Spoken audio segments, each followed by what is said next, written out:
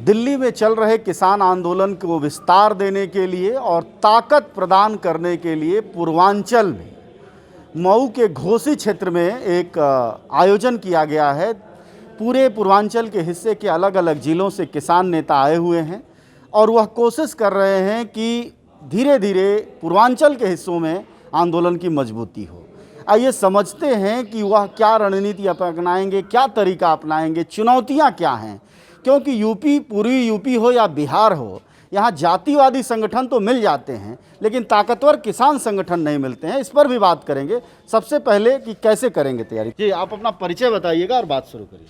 मैं सत्यदेव पाल जी, महामंत्री किसान संग्राम समिति उत्तर प्रदेश अंबेडकर नगर को बिलोंग करता हूं और संयुक्त किसान मोर्चा के गाइडलाइन में इस समय आंदोलन कर रहा हूं। चुनौती क्या है आप लोगों के सामने? क्यों नहीं एकजुट हो रहे हैं? बड़ी आबादी है। नहीं, एकजुट नहीं हो रहे हैं ये बात नहीं है, एकजुट हो ही रहे हैं। जी, जब इतने लाखों लोग बॉर्डर पे जमे हुए हैं तो ये तो सवाल नहीं उठता कि पूर्वांचल से जो ऊर्जा और ताकत जानी चाहिए वो क्यों नहीं? नहीं, ये बात नहीं। पूर्वांचल के लोग भी यहाँ जो लोग आए हैं इसमें ज़्यादातर लोग उसमें सम्मिलित हुए हैं और पूर्वांचल के लोग भी गए हैं। वहाँ कोई इस तरीके का बैनर नहीं लगा कि पूर्वांचल के लोग नहीं आ रहे हैं। एक्चुअली ये गवर्नमेंट प्रचार कर रही है कि पूर्वांचल के लोग या भारत के अन्य हिस्सों के लोग नहीं आ रहे हैं, केवल पंजाब का आंदोलन है, हरियाणा का आंदोलन है। ये गवर्नमेंट का प्रचार है, नेशनल मीडिया का प्रचार है। आपको नहीं लगता कि पूर्वांचल के इतने बड़े 23 जिले हैं, इसकी कम भागीदारी है उस आंदोलन में? हाँ, एकदम लगता है कम भागीदारी है।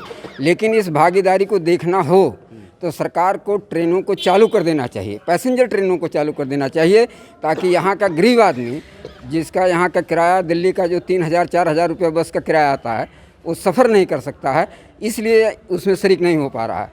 अगर ये ट्रेनें चालू कर दी जाएं तो यहाँ की भागीदारी तब देख पता चलेगा कि यहाँ का पूर्वांचल का किसान उसमें भागीदारी कर रहा है कि नहीं कर रहा है। क्या चुनौतियाँ हैं? हम क्रांति नारायण सिंह, हम AIKF के प्रांतीय संचालक हैं उत्तर प्रदेश के। और चुनौतियाँ हमारे सामने किसान आंदोलन को तेज करने के लिए सबसे बड़ी चुनौती है कि हमारे पूर्वांचल का जो किसान है वो अपने आप को किसान नहीं मानता, बल्कि जात पात, ऊंच नीच, भेदभाव में बंटा हुआ है। लेकिन हम आपको यह विश्वास दिलाते हैं कि इसके बाद ये जो किसान आंदोलन खड़ा हुआ है, इस किसान आंदोलन के बाद ये भारत की राजनीतिक दिशा को वो बदल देगा। अब जो चुनाव होंगे वो जात पात, छुआछूत, ऊंच नीच के नाम पर नहीं होंगे। वो किसान और गैर किसान, किसान और कारपोरेट के बीच जो नया जो युद्ध शुरू होगा, संग्राम होगा, ये होगा। ये बात तो आपके सुनने में बड़ी कमाल की लगती है, लेकिन अभी जब आप भाषण दे रहे थे खुद चिंता जाहिर कर रहे थे कि अभी सावन शुरू होगा तो युवा नहीं मिलते आंदोलन में, लेकिन पुजारी मिल जाते हैं। हाँ, होता है। विज्ञान का यह नियम है कि विज्ञान का नियम है कि कोई भी जगह खाली नहीं है, और कोई भी जगह खाली नहीं है। थोड़ा हम निष्क्रिय लोग हो गए थे, जो नेता थे वो निष्क्रिय हो गए थे। तो निष्क्रिय हो गए थे तो उस जगह को नहीं, तो यहाँ से आपके मऊ से तमाम सामंतों के खिलाफ आंदोलन चले हैं। जय बहादुर सिंह, सरजू पांडे, तू हवा नदिया किनारे का बिरवा, तोहरे सिर पर काटी किरवा, इत्यादि इत्यादि नारे दिए गए। वो यहाँ कैफी आजमी तक यहाँ आए और तमाम शायर लुधियानवी तक यहाँ आए और एक आंदोलन चला। कुछ निष्क्रियता आ गई थी, उस निष्क्रियता को, उस जगह को भरने के लिए ये बोल बम के लोग उसमें हाजिर हो गए। अब ये सब खत्म होंगे जब किसानों में सक्रियता आएगी, तो ये सब धीरे धीरे खत्म होंगे। ये बताइए कि आपके यहाँ जो पूर्वांचल का हिस्सा है इसमें जातिवादी संगठन बन जाते हैं, बड़े किसान आंदोलन क्यों नहीं उभर पाते? उसका बड़ा कारण ये है कि किसान का जो चरित्र है, ये जो जातिवाद आप कह रहे हैं ना, ये भी किसानों का हिस्सा है। ये जो सामंती सिस्टम है उसी का एक वर्ग है, जातियाँ उसमें उसका हिस्सेदारी करती हैं। और ये सामंती सिस्टम में किसान भी होता है, जातियाँ भी होती हैं, रहती हैं। फोकस किस पर किया जाता है? अभी जो यहाँ पर फोकस जातिवाद पर हो रहा है ज़्यादातर, क्योंकि जो बहाव होता है जनता उसी में चलती है। राजनीतिक पार्टियों का जो बहाव है, राजनीतिक पार्टियों का जो एजेंडा है वो जातिवाद पर चलता है, इसलिए ज़्यादातर उसमें जाएंगे। जो ही जनता को दिया जाएगा जनता उसको लेगी। ये हमारे जो कहना चाहिए हमारी शक्ति, प्रगतिशील ताकतें, क्रांतिकारी शक्तियाँ यहाँ पर कमज़ोर हैं, इसको तो महसूस करते हैं। हम अपनी चीज़ को लोगों के सामने नहीं ले जा पा रहे हैं, इसलिए जातिवादी आंदोलन खड़ा होता है। और किसान आंदोलन नहीं खड़ा हो पाता है, क्योंकि फोकस इसी पर है। राजनीतिक पार्टियों को वोट लेना है और उनकी सबसे बड़ी खुराक है। यहाँ मुद्दों पर वोट नहीं मिलता है, मूल्यों का वोट नहीं है, यहाँ जात का वोट है, धर्म का वोट है, संप्रदाय का वोट है, इसीलिए लोग जातियों में बटे हुए हैं। है कि राजनीतिक रूप से पूर्वांचल की धरती कम समझदार है, जबकि जब बात करिए चौक चौराहों और चट्टियों पर तो लोग एक से एक बड़े नेताओं का नाम लेते हैं कि हम बड़े राजनीतिक रूप से जागरूक हैं। ये फर्क क्यों है? देखिए, ये जो कानून आया है वह कोरोना काल में आया है, चाहे वह कृषि कानून हो या राष्ट्रीय शिक्षा नीति 2020 हो, और इस वजह से इधर की स्थितियां जो हैं वह प्रतिरोध की नहीं बन पाई हैं उस बड़े पैमाने पर। ट्रेनें न चलने से भी लोग इधर से नहीं जा पा रहे हैं। दूसरी बात मैं आपको बताऊं कि जब भी यहाँ लोगों को इकट्ठा करने की कोशिश हुई है, लोग इकट्ठे हुए हैं, लेकिन प्रशासन ने उसका घोर दमन किया है। मैं देवरिया का उदाहरण आपको देना चाहूँगा कि वहाँ सभी लोगों ने मिलकर एक जुलूस निकाला 26 जनवरी को, और प्रशासन के रोकने के बावजूद वह जुलूस निकाला गया और वहाँ सामूहिक धरने शुरू हुए। और फिर हम चौरी चौरा कांड के दिवस पर चौरी चौरा तक की पदयात्रा निकालने वाले थे, वह किसान मजदूर और सभी लोग मिल करके, और उसका दमन प्रशासन ने किया कि उन्होंने ये हमारे सामने हैं ये बाबूराम शर्मा जी को घर से उठाया और मुझे भी घर से उठाया, और ऐसे कई लोगों को उठा लिया इन्होंने, और हमारा प्रशासन लगा करके और पूरा बाकायदे जो हमारा धरना स्थल था उसको उजाड़ दिया, सबको वहाँ से बल प्रयोग करके खदेड़ दिया गया। और जिस दिन वो चौरी चौरा कांड का दिवस था, उस दिन गौरी बाज़ार से लेकर चौरी चौरा तक जो 4 लेन की सड़क है जिससे हम पदयात्रा करने वाले थे, 2 दिन के लिए उन्होंने पूरी तरह बंद कर दिया। कहा कि सिर्फ एम्बुलेंस जाएगा और कोई गाड़ी नहीं जाएगी। तो मैं सिर्फ ये कहना चाह रहा हूँ कि अगर यहाँ कोई एक जागरूकता नहीं है, एकजुटता नहीं है, तो शासन क्यों डरा हुआ है कि वहाँ तो वह खाई खोद देता है, वहाँ तो वह कीलें धंसा देता है। देखिए, यहाँ के आंदोलन को अगर आपको देखना है तो यहाँ के मजदूरों को आप दिल्ली में देखिए और उन मजदूरों की किसान आंदोलन में हिस्सेदारी देखिए। आप टिकरी बॉर्डर को देख रहे हैं, मैं टिकरी बॉर्डर गया था तो मुझे देखने को मिला कि वहाँ आसपास मजदूरों की कई लाख बस्तियाँ हैं जो यही पूर्वी उत्तर प्रदेश और बिहार के लोग हैं, और वह पूरा वो मोर्चा इसलिए सबसे अधिक मजबूत है कि हर अवसर पर वहाँ के मजदूर उन किसानों के साथ खड़े होते हैं। तो किसान मजदूर एकता देखनी है तो दिल्ली में आप जाएं और वहाँ पूर्वांचल के जितने मजदूर हैं सारे मजदूर किसान आंदोलन के साथ हैं, और इस रूप में आप उनको देखिए। और यहाँ आप उनको मत देखिए इस रूप में, वो सभी लोग विस्थापित हैं और औद्योगिक क्षेत्र वहाँ है और वहाँ उनकी पूरी सक्रियता है। और यहाँ की स्थिति यह है कि यहाँ पूरी सारे लोग साथ हैं और उसको रोकने के लिए प्रशासन पूरी तरह मुस्तैद है, और उसका दबाव यह है कि यहाँ से लोग भाग करके मतलब उस पर वो लगातार सक्रिय हो रहे हैं। हम लोगों ने बनारस में एक सम्मेलन किया और जगहों पर किया, या फिर आपने देखा कि बलिया में सिकंदरपुर में जो महापंचायत हुई उस पंचायत में भारी संख्या में लोग उपस्थित हुए। तो वो सक्रियता उनकी है, लेकिन प्रशासन ने कहा है कि आपको हम बोलने नहीं देंगे, आपको हम इकट्ठा नहीं होने देंगे। 144 लागू है पता नहीं कई महीने तक के लिए इनके यहाँ, और बड़े पैमाने पर बल प्रयोग किया जा रहा है। उसको हम तोड़ नहीं पा रहे हैं, ये बात है, और हम जल्दी ही इसको तोड़ पाएंगे, यह भी आपको दिखाई देगा। यहीं का मजदूर है कि जब बहुत कड़ा लॉकडाउन चल रहा था उस समय वह बम्बई से और मद्रास से और दिल्ली से और हरियाणा से पैदल चलकर, मोटरसाइकिल से चलकर, साइकिल से चलकर और ठेले से चल कर के आया, जब हर जगह इनकी पुलिस संगीन लेकर खड़ी थी। तो उस लॉकडाउन को तोड़ा था यहाँ के मजदूरों ने अपने जीने के लिए, और आज स्थितियाँ इतनी ख़राब हो चुकी हैं कि उसको फिर उस लॉकडाउन को तोड़ना पड़ेगा। और जो मजदूर वहाँ से यहाँ वापस आया है वह मजदूर यहाँ भी उसको तोड़ते हुए निकलेगा और अपने हकों की मांग करेगा। आज की यह मीटिंग जो हुई है, यह मीटिंग इसका आगाज़ है, और इस तरह की मीटिंगें हर जगह हो रही हैं, और यह आंदोलन यहाँ के लोगों का आंदोलन बनेगा, या यहाँ के आंदोलन वहाँ मौजूद हैं, यहाँ के लोग वहाँ मौजूद हैं, और यहाँ के लोग यहाँ भी अपने सड़क पर इकट्ठे होंगे। जबकि इकट्ठे होने की स्थितियां नहीं पैदा की जा रही हैं, तो इकट्ठे होने के लिए वह इस नीतियों को तोड़ करके, लॉकडाउन को तोड़ करके इकट्ठे होंगे। वह दिन जल्दी ही आने वाला है, आप देखेंगे। ये बताइए कि इस इलाके में किसान आंदोलन की वैसी मजबूती क्यों नहीं दिख रही जैसी पश्चिम में? पश्चिम में जो मजबूती है उसको पहले देखना पड़ेगा। वहाँ दरअसल किसान इस तरह के हैं जो एमएसपी का लाभ उठा रहे हैं, और वहाँ किसान जो है बहुत लंबे समय से, जब से ये हरित क्रांति हुई तब से हरित क्रांति का पूरा फ़ायदा उठाते रहे हैं, जिससे वहाँ के किसान महसूस कर रहे हैं कि हमारा सब कुछ चला जाएगा इस किसान कानून से, इसलिए वो लड़ रहे हैं। दूसरी बात जो लड़ने का ये है कि वहाँ के नौजवान ज़्यादातर यूरोप में कमाते हैं, अमेरिका या कनाडा में कमाते हैं, तो उन लोगों ने वहाँ देखा कि 40-45 साल पहले जो यहाँ कानून लागू हुए थे, इसी तरह के कानून जैसा मोदी कानून ले आए हैं, कारपोरेट खेती, हाँ कारपोरेट खेती का, तो वहाँ जब ये कानून लागू हुआ तो वहाँ किसान उजड़ गया, बर्बाद हो गया। उस बर्बादी को इन्होंने अपनी आँख से, खुली आँखों से नज़दीक से देखा। वो आकर के वो नौजवान यहाँ अपने माँ बाप, पड़ोसियों को, रिश्तेदारों को, सबको बताया, इसलिए आंदोलन वहाँ जोर पकड़ने लगा। और इधर तो लोग समझ ही नहीं पा रहे हैं कि इस आंदोलन से हमारा नुकसान क्या है। इधर जागरूकता बहुत कम है। एक चीज़ जो सबसे महत्वपूर्ण है, हमने पश्चिम में देखा है, पश्चिम में जब लोग जागरूक होते हैं तो किसान आंदोलन खड़ा करते हैं और किसान संगठन बनाते हैं। आप उधर किसान संगठन बहुत ज़्यादा देखेंगे, इधर कम्युनिस्ट पार्टियों के किसान संगठन हैं, बाकी कोई किसान संगठन आप इधर देखेंगे नहीं, इधर नहीं कोई। तो आपका कहना है यहाँ लोग जागरूक होते हैं, जातिवादी संगठन यहाँ जागरूक होते हैं तो जातिवादी संगठन बनाते हैं, वहाँ जागरूक होते हैं तो किसान संगठन बनाते हैं।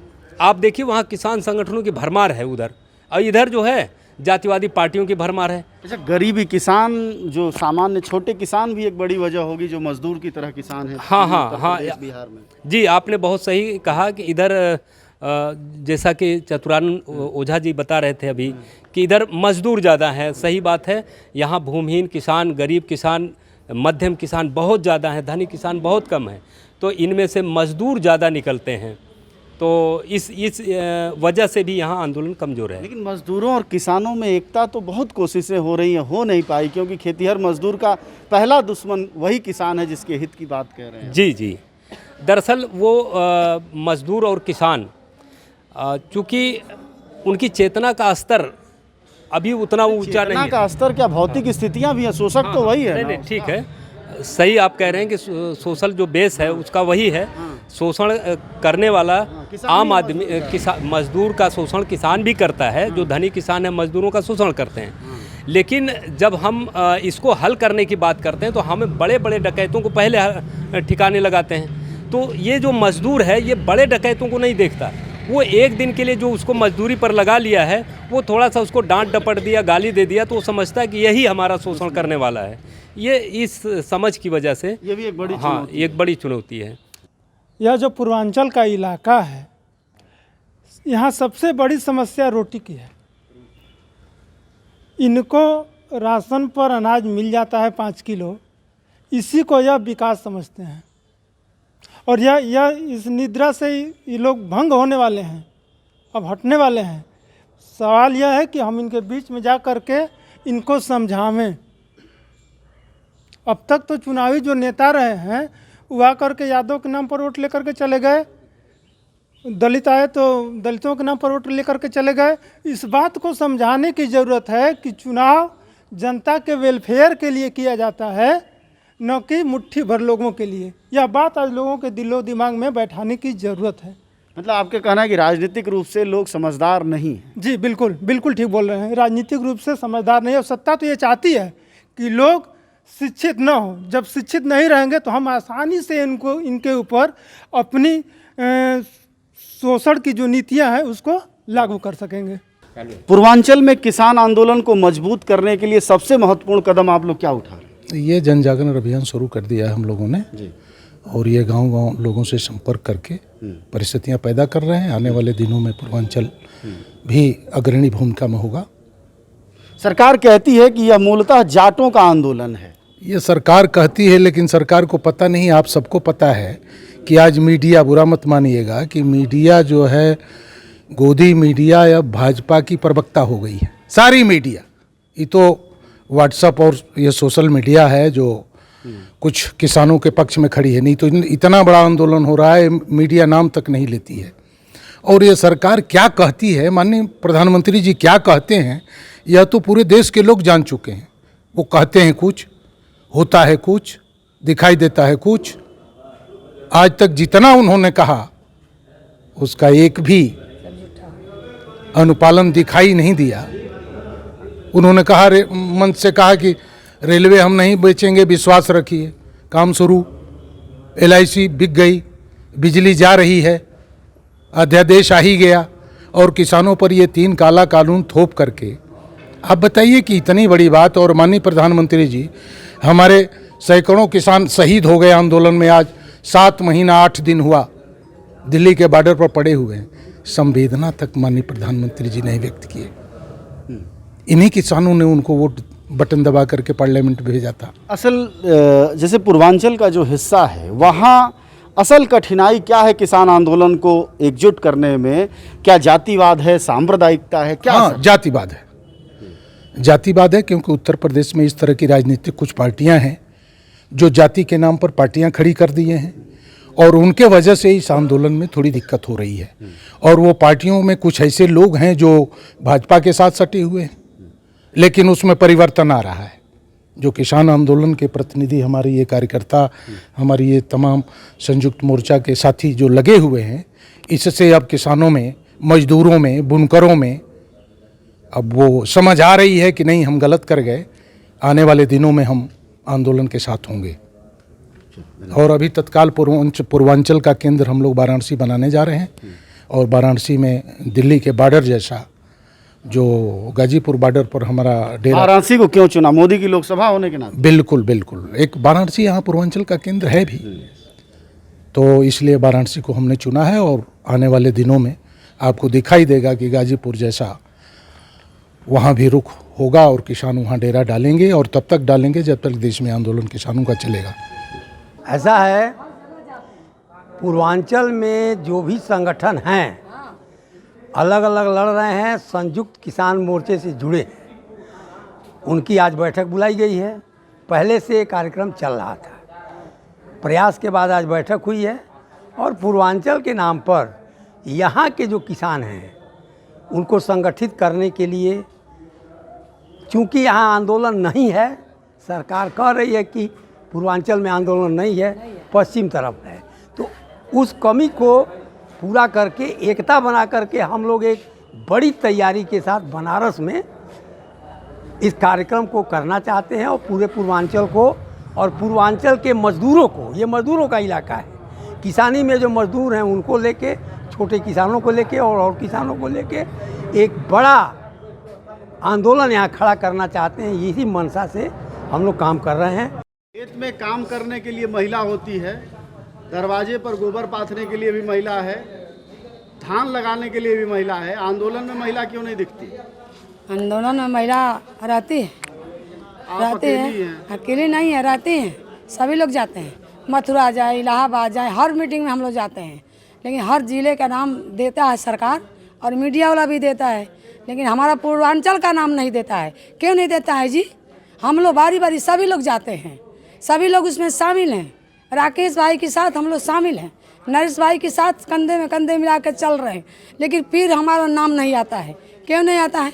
इसीलिए हम लोग आज ये मीटिंग में तय किए हैं कि हम लोग अपना एक पूर्वांचल में अपना बनाएंगे और बना के मोदी जी को दिखाएंगे कि पूर्वांचल के लोग इस राकेश भाई के साथ और नरेश भाई के साथ कंधे में कंधे मिला के चलने वाले हैं। के अंदर जान रहेगा तब तक कंधे में कंधे मिला करके चलेंगे। संगठित करना क्यों मुश्किल होता है? हाँ, मुश्किल नहीं है। मुश्किल क्यों है जी? सभी लोग जाते हैं, वहाँ जाते हैं। यहाँ के लिए आई हूँ, लेकिन हर जगह हम लोग जाते हैं। क्यों नहीं जाते हैं? महिला किसान आवे एकदम जाते हैं, क्यों नहीं जाते हैं? ये गाड़ी जो बंद किए हैं मोदी जी, इस गाड़ी को चालू कर दें तो महिला तो लाखों लाखों जाएंगी। तब क्या, इतने लोग शहीद हो गए, उनकी विधवा बैठी है, क्यों नहीं जाएगी? क्यों नहीं जाएगी भाई? हमारा हक मांगना है, हमारा हक मिल जाए, हम नहीं जाएंगे। काम खत्म। किसान आंदोलन में वह ताकत पूरी उत्तर प्रदेश में क्यों नहीं दिखती जो कि बाकी देश के हिस्सों में दिखती? बहुत सारी ताकतों को तो हर कारपोरेट मीडिया जो है हाईजेक की हुई है सरकारों ने, और अपने हिसाब से नफ़े नुकसान के हिसाब से जो समाचारें चलाती हैं। बहरहाल पूर्वांचल में अधिकांशर जनपद जो है, जैसे बनारस हुआ, आजमगढ़ हुआ, मऊ हुआ, बलिया, या ये टांडा, अम्बेडकर बस्ती, गोरखपुर, ये खलीलाबाद, ये सब महोबा वगैरह, डोबा, सब सारे एरिए में, भदोई से लेकर के सारे एरिया में बुनकर बाहुल एरिया है। तो यहाँ बुनकर मजदूर रहते हैं, तो किसानी थोड़ा इधर कम है, ज़्यादातर इधर कपड़े का कारोबार ज़्यादा है। न गोदी मीडिया न विरोधी मीडिया, न इसकी मीडिया न उसकी मीडिया, हम हैं जनता की मीडिया जनज्वार। जनज्वार की हर खबर को जन जन तक पहुंचाने के लिए फेसबुक पेज को फॉलो करें, शेयर करें।